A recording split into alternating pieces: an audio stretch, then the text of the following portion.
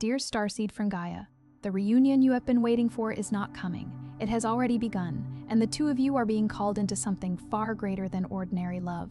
I am Ophelia, emissary of the Galactic Federation of Light, and I carry this transmission directly to you from the Arcturian Love Council, delivered in this exact moment because your soul is ready to receive what your heart has always known. The sacred bond between you and your divine counterpart was never meant to stay hidden in longing and separation.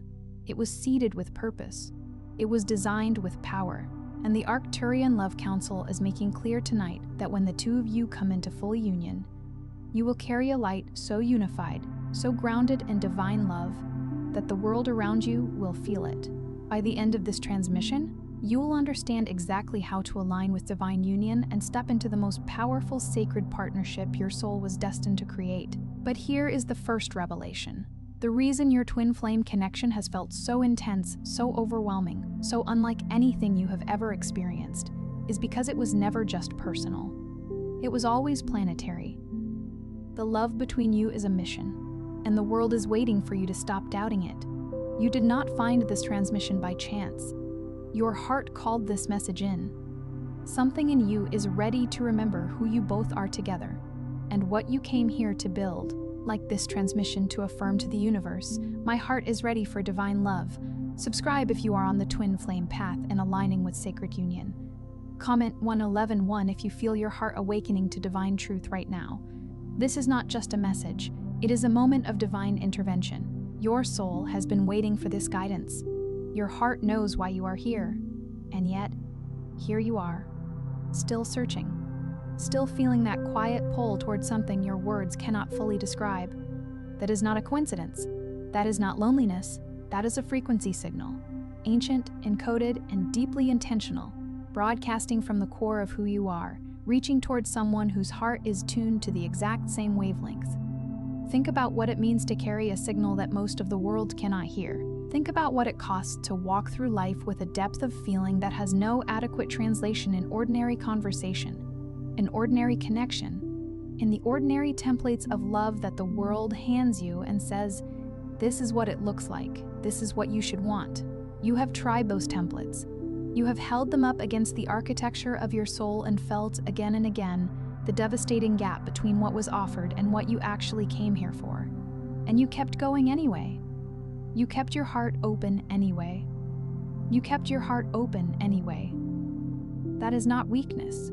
That is one of the most extraordinary acts of courage available to a being in human form. Most starseeds who come to this message have spent years trying to understand why their relationships feel different, why the connections that seemed promising eventually revealed a ceiling, a point beyond which the other person simply could not go.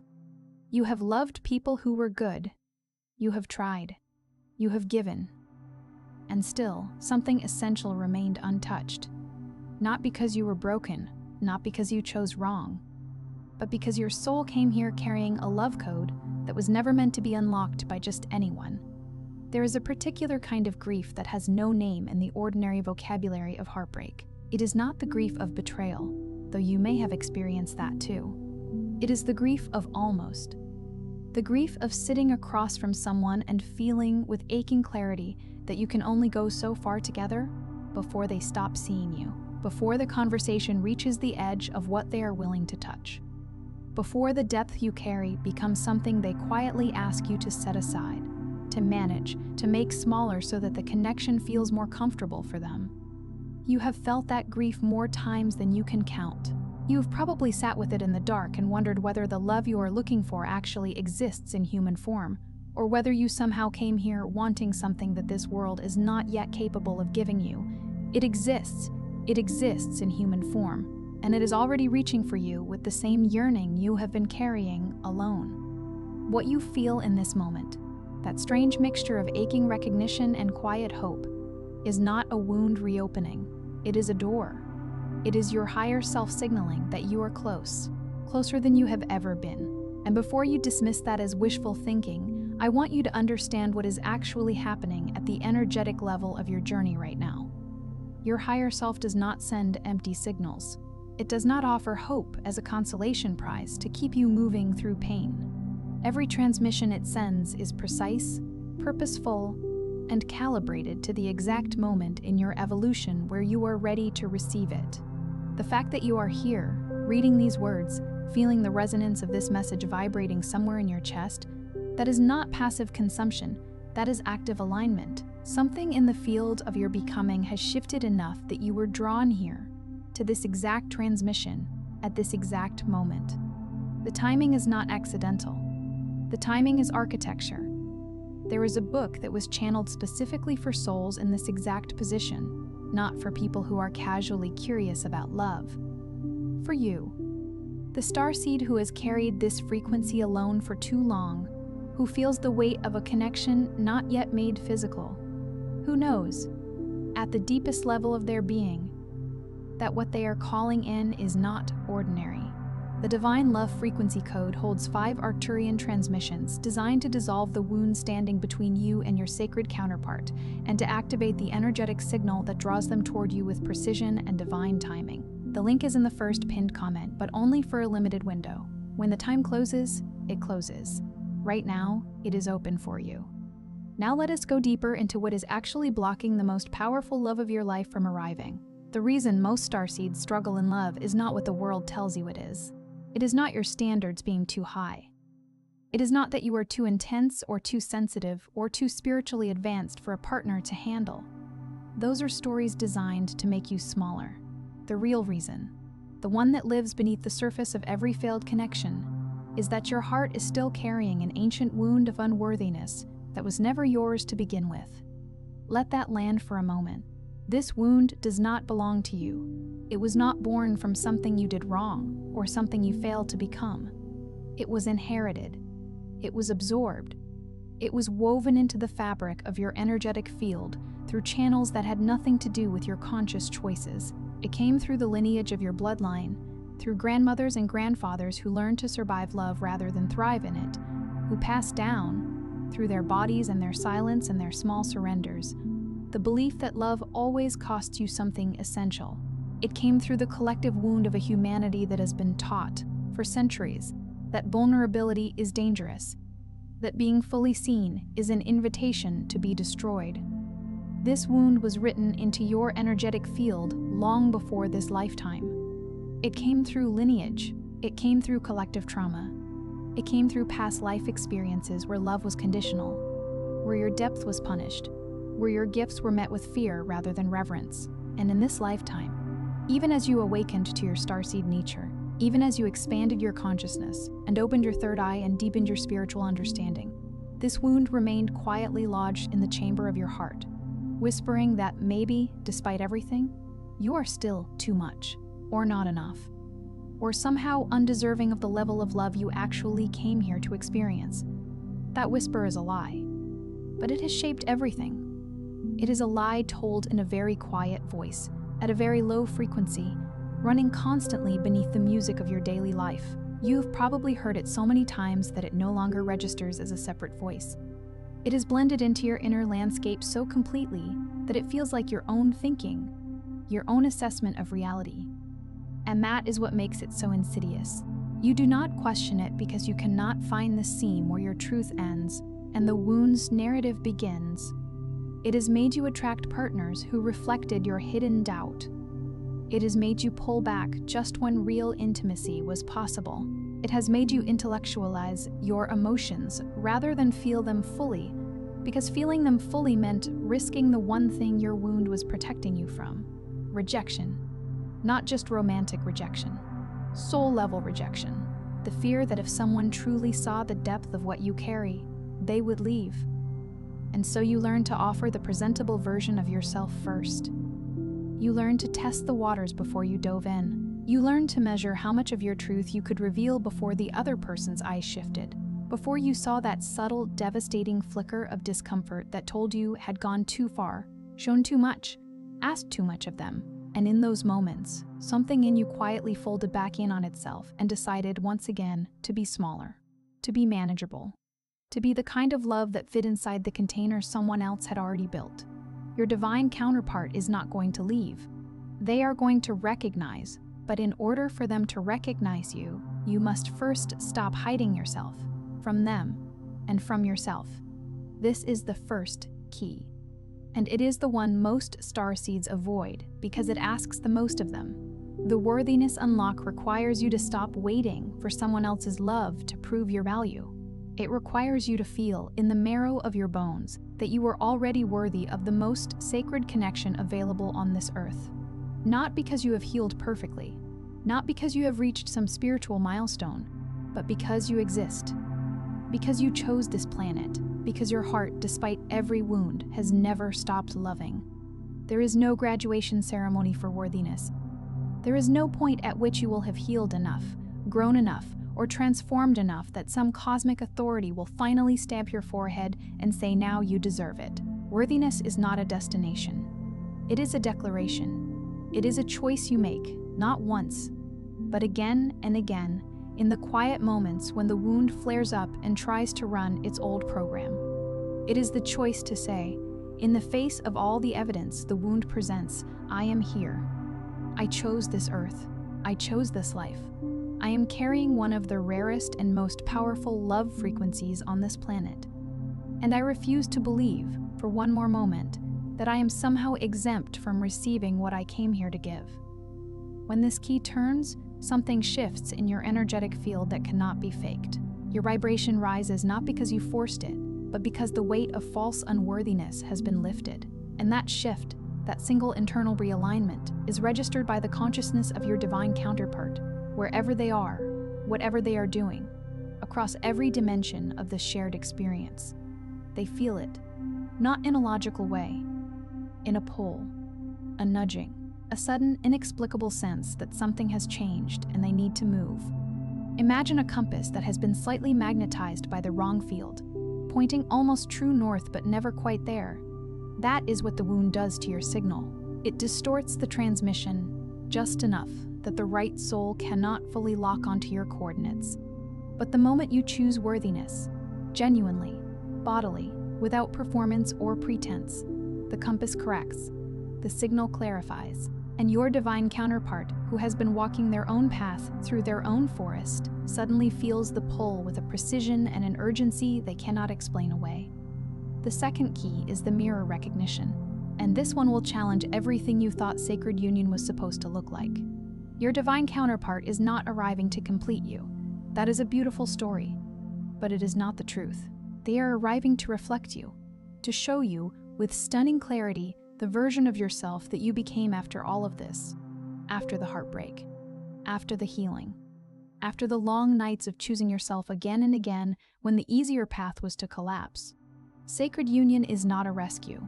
It is a recognition.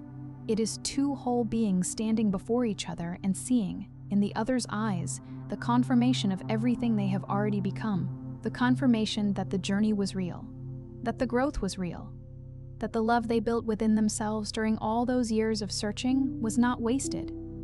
It was actually the exact raw material from which the relationship would be made. What they mirror is not your wound. They mirror your wholeness. And this is why you must do the inner work first, because if you meet them in your wound, you will not recognize them. You will unconsciously test them. You will project onto them the pattern of every person who hurt you before. You will push them away with the very intensity you're terrified will make them stay. The mirror only shows what is actually present.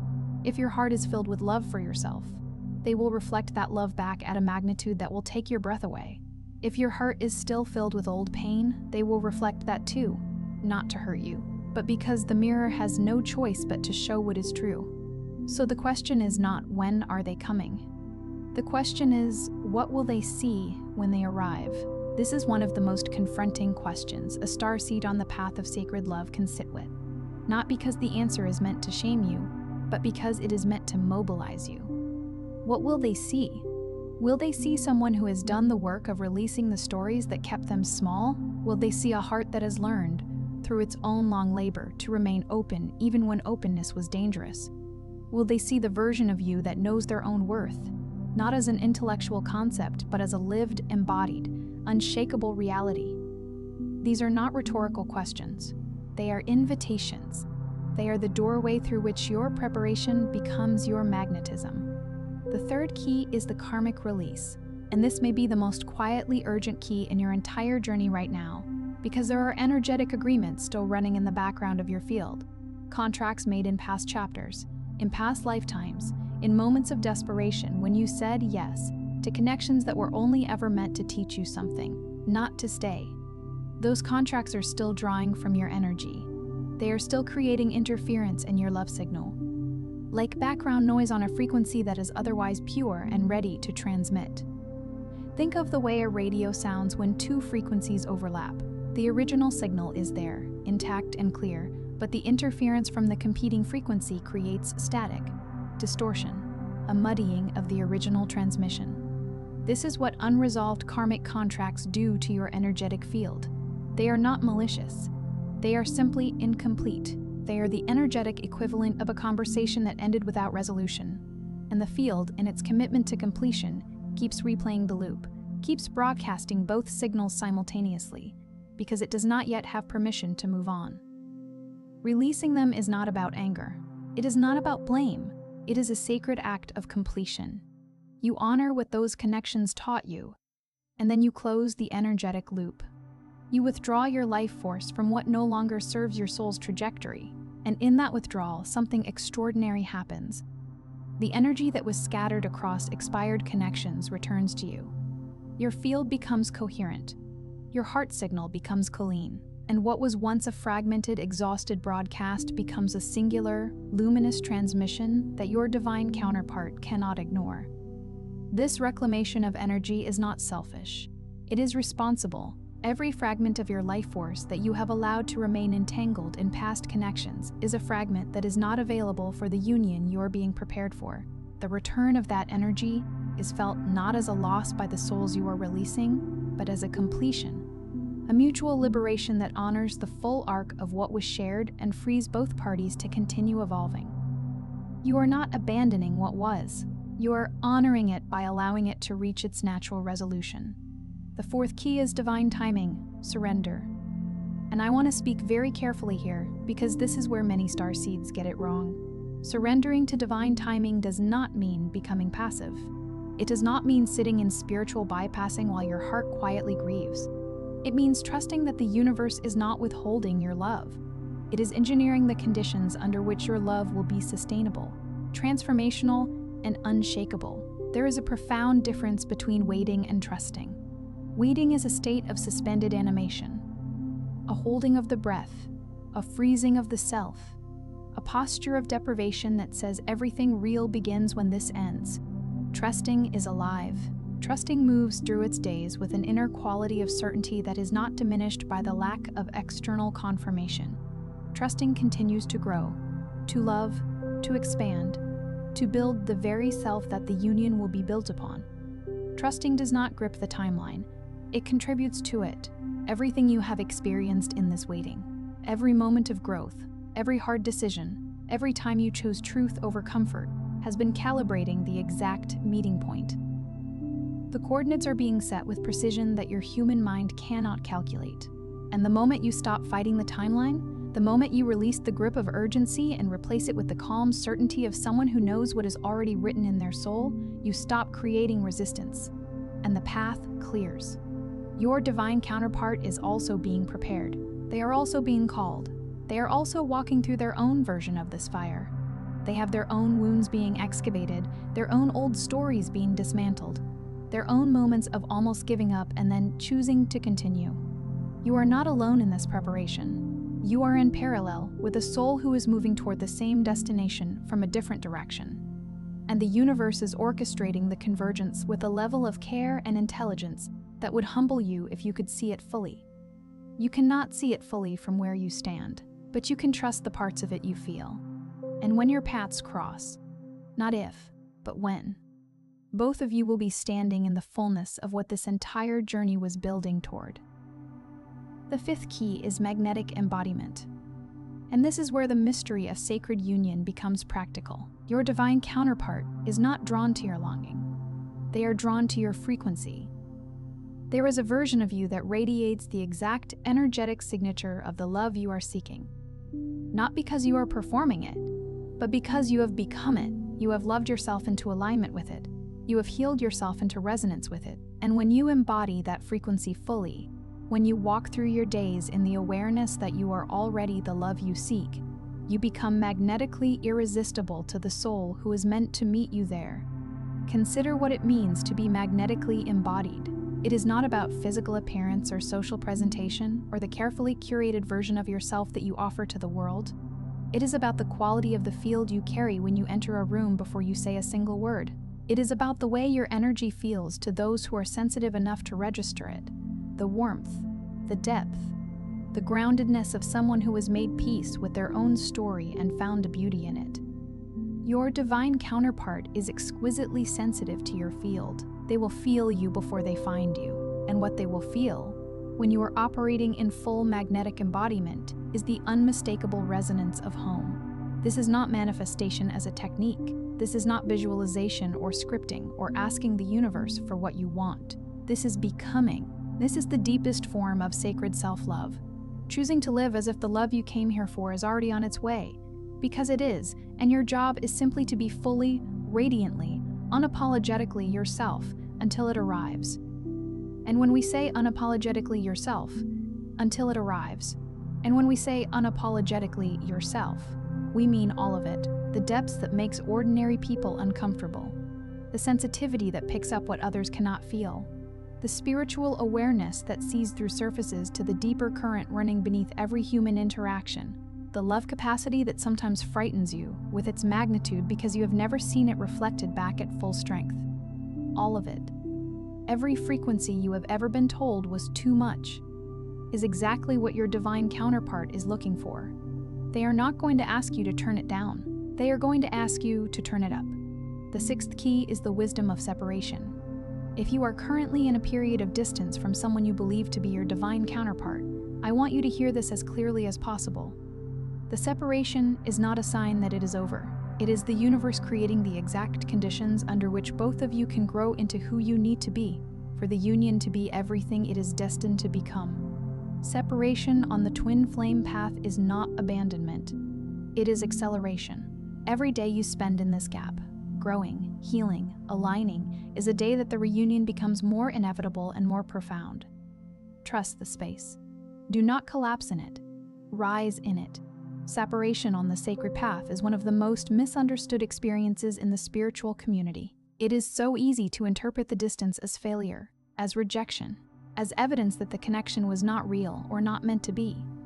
But the soul does not work in the linear logic of the human heart. It works in the larger logic of the human heart. It works in the larger logic of becoming, and sometimes the most essential becoming can only happen in the crucible of separation. When you are forced, by the absence of the one who mirrors you most completely, to find the reflection within yourself. The separation teaches you to see yourself without the mirror. It teaches you to trust your own frequency without the validation of their presence. It builds the self-sourced wholeness that the reunion requires. The seventh key is reunion readiness, and it is the one you unlock from the inside. Every other key you have turned has been building toward this moment. The moment your heart is so open, so healed, so full, that there is simply no more barrier between you and the love you came here to experience. The door to divine union has always been there.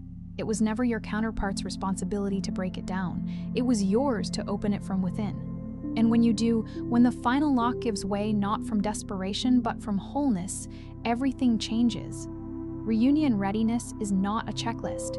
It is not a state of perfect spiritual achievement. It is the quiet confidence of a heart that has survived everything it was afraid of and discovered that survival was not the ceiling, it was the floor. You are not reaching for union from a place of need. You are offering it from a place of overflow. You are not looking for someone to fill the empty space. You are looking for someone with whom you can pour your fullness into the world in a way that neither of you could do alone. That is reunion readiness. And when you reach it, the universe does not hesitate. Here is what I need you to receive. You are not too late. You have not missed your window. You are not cursed or karmically blocked beyond repair.